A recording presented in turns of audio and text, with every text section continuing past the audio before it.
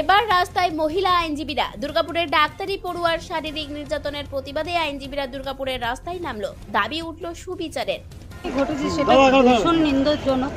এর আগেও আমরা দেখেছি আরজিকর ঘটনা একটা নিন্দজনক হয়ে উঠেছে। আমরা তাও প্রশাসনকে বলবো যে অলরেডি ওনারা 4 জন অ্যাকিউজ ধরেছে, সেটা বাহাবাও দিই ওনাদেরকে।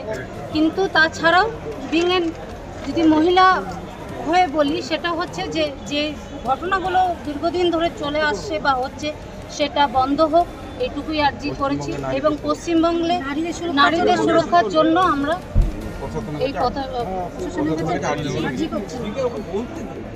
আইনজীবী দুর্গাপুর মহকুমা আদালত চত্বরে এই প্রতিবাদ মিছিল বের হয়। একটাই দাবি ওঠে, সুবিচার পাক দ্বিতীয় বছরের ডাক্তারি পড়ুয়া। সবার জনসাধারণের হয়ে বলতে চাই, এই যে যখন দুর্গাপুজো হয় এই হয়, সেই সময় নানান সিভিকরা থাকে এবং এই লাইনে যাবেন না, এই দিকে যাবেন না, অনেক রকম নিয়ম কানুন হয়। সেটা শুধু পুজোর সময় হয়, সারা বছর এই সিকিউরিটিটা আমরা প্রশাসনের থেকে পাই না কেন? হ্যাঁ, আমরা মেয়েরা সব জায়গায় ভুক্তভোগী।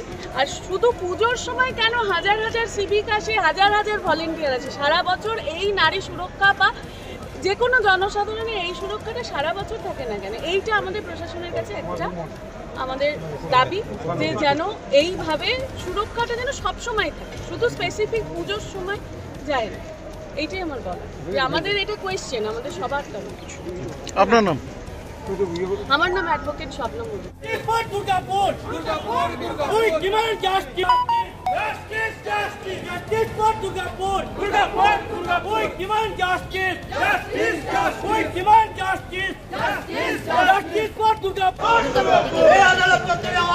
Justice for Durgapur!